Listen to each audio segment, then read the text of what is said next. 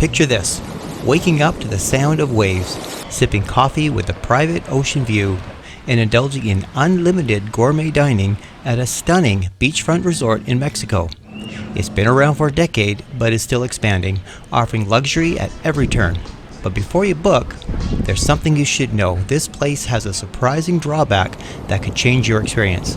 Stay tuned for the full breakdown so you can decide if this hidden gem is right for you. For location, the Coral Blue is located about a 60 to 80 peso drive from downtown Crucecita. This is primarily a tourist accommodation area filled with other all-inclusives like Secrets, Brisas, and Dreams, but with a lower price. How much lower? For me, it was a savings of about $1,200 Canadian for 2 people from Vancouver, Canada. That's an all-in price with airfare and transfers. The 20-minute drive from the airport brings you up past a 24-hour security station to this open-aired front desk. Everyone wants to know about the rooms, so let's get that out of the way first. 405.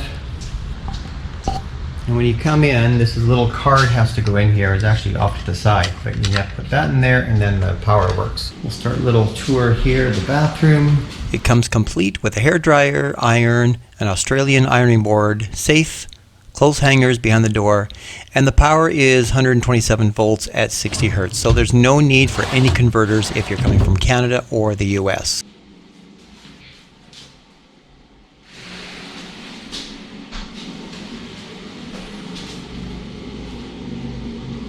The last time I was here, I had a room with fan. That's all I had. So this time I have a working air conditioner. Nice high vaulted ceilings. The nice long suitcase bench is very convenient. The other thing that is convenient is if you hit the like button. It helps me and promotes this video to others. You know what's funny? Nice little fridge. In all the times I've spent in hotels, I've used the TV maybe 1% of the time, so I can't for sure say that this one works. And the view. So a couple of things here. There was no split in the curtains to get at the patio door. And did you notice the door lock switch that I had to push down to open? That door lock will also self-lock. So do not close the door all the way when you are on the patio because you will lock yourself out. Fortunately, the front desk is within shouting range if you do. Oh, very nice. Yeah, let's get a look. So you've got a couple chairs and a table.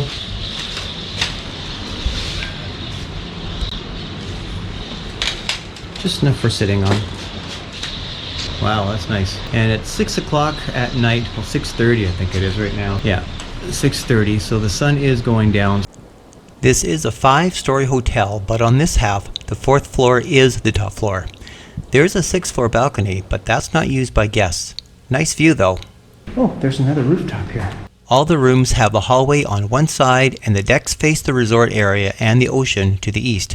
If you can, get a room number close to 16, like 116, 216, 316, 416, but no more for whatever floor you're on for a better ocean view. I checked this out the other day and this is the catwalk. It's actually on the 3rd floor, but those doors are locked, so you can't actually get out there. This could be a possible event area in the future. It would make sense because right across from the lobby, there's a seating area complete with a TV and bar. There's also an outdoor patio near the pool that could be used for a wedding. There's a few more ongoing projects here, even though this is a 10-year-old hotel. Check out this table. Oh, looks just like the hotel room. Got a bathroom here and a shower as well. The gym is small but well equipped with 50-pound dumbbells, a squat rack, plus cardio. Oh, and remember when I said to pick a room up to the number 16? Well, here's a view from the end of the hallway right beside 416. There is construction next door, but it's only noticeable when I'm in the hallway. That concludes the tour of this building. Now let's go to the rest of the resort where the fun stuff is. The resort has 2 beaches. This small one has a sandy area right here to get into the water. It's hard to see with the sun glare. The main beach is over here and has more covered loungers, a beach bar, kayaking, and snorkeling gear. The pool, bar, and this massive structure is a restaurant where all the meals are served. So let's go have a closer look. Remember I talked about a big drawback that might be a deal breaker for you? Well, there's a couple of smaller ones too. Because the resort is on a hill, there's a bunch of hill walking to get to the restaurant. Down to the restaurant, up to the rooms. Over there, that is the catwalk that takes you all the way down. And you can see where the entrance is just around the corner over here. And this is a steep drive coming down, right? But you're coming down here and you go down this road. And yeah, you gotta walk this back up if you want to take the shortcut. There's two ways to get there, the very steep road and the longer but not as steep walkway. There's a golf cart that can take you back and forth, but I only saw it in action once. The walkway is lit up at night, which does make for a pretty walk. The upside, of course, is that you get a better view from the room because you're much higher up. Now the walkway does pass by some first floor units, so stay on the second or higher floor. This picture shows that this walkway wasn't here 2 years ago.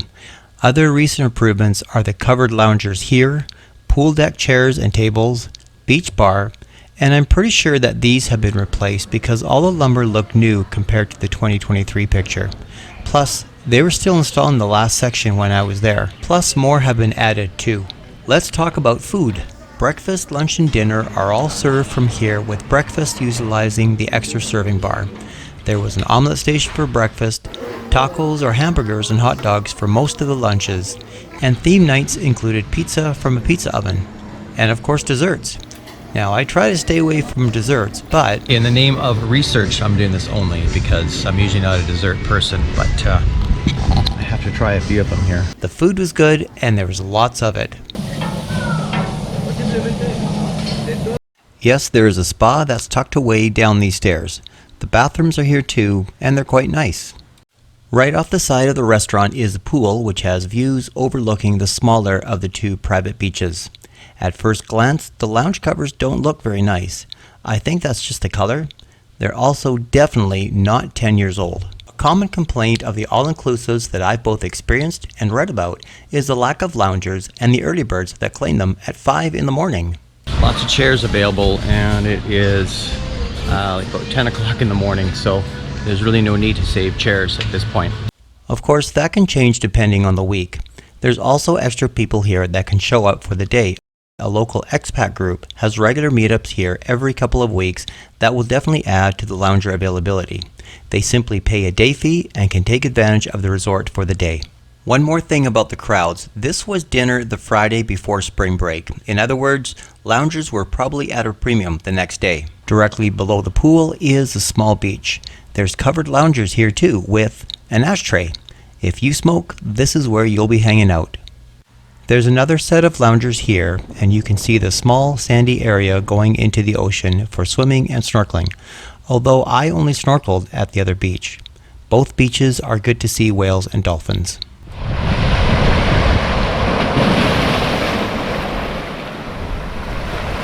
You can expect to see whales here on a fairly regular basis. They were seen on 3 of the 7 days I was here from the other beach, and these ones were passing by on my last day, and they gave us quite the show. It's a dolphin. Oh, no, it's a fin. You got a big fin? Yeah. Yeah, I got it. Oh, look at it. Way to go. Oh, 2 of them. Think I can swim up? Can you get out there quickly? No. He's really showing off.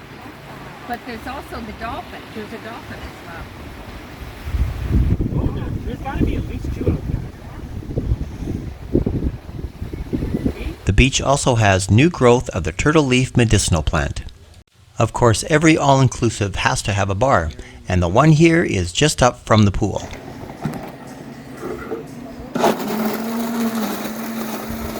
Earlier I showed an overall view of the complex, and this area is what I want to show you next.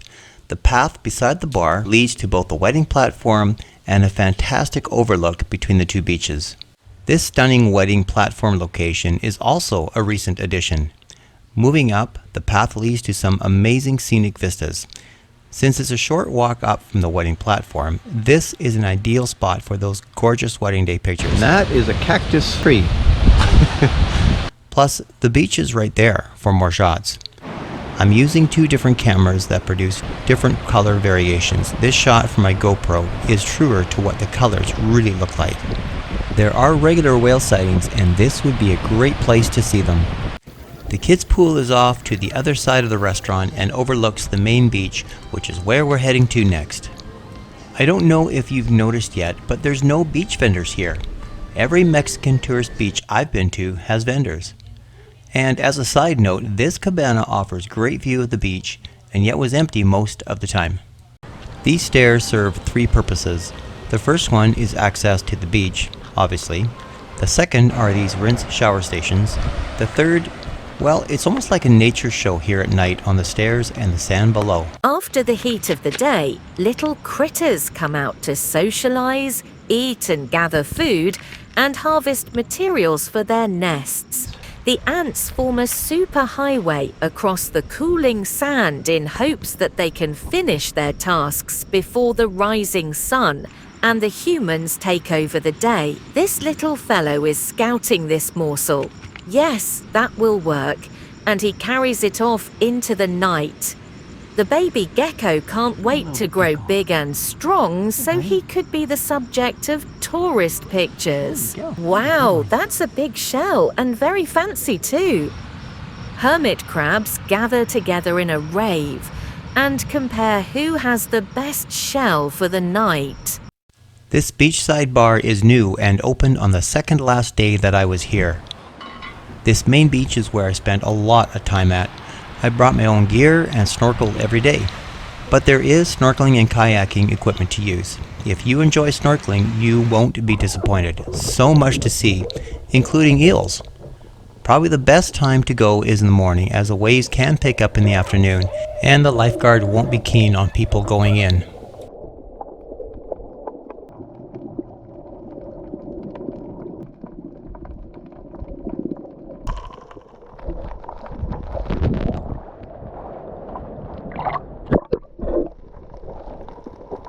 He's got 5 there. Really? Yeah. Wow. Says he finds them on the rock. What do? Eat them? Yeah. Yeah. In addition to the new beach bar, these cabanas are new, and you can see the work ladder and the last section that was completed this week. Alright, it's time for the big drawback reveal, which is a combination of two issues. There is no entertainment. That's right. No live bands, no pool parties, no beach yoga. Pair that with a second one is that this place shuts down at 10:30 at night. Last call is at 10 and lights out at 10:30. This is my first all-inclusive that did not have entertainment. And you know what? I really enjoyed the low-key aspect of it. What I did not like was the early lights out. That really hampers getting to know fellow travelers. Perhaps all the recent upgrades will trigger a longer last call. Last day in Huatulco, heading back later today, actually about an hour ahead to the airport. It has been a good week. I started my YouTube channel in July of 2022, and 21 months later in Huatulco in April, last April, I hit 500 subscribers and hit my goals, my hours goals already.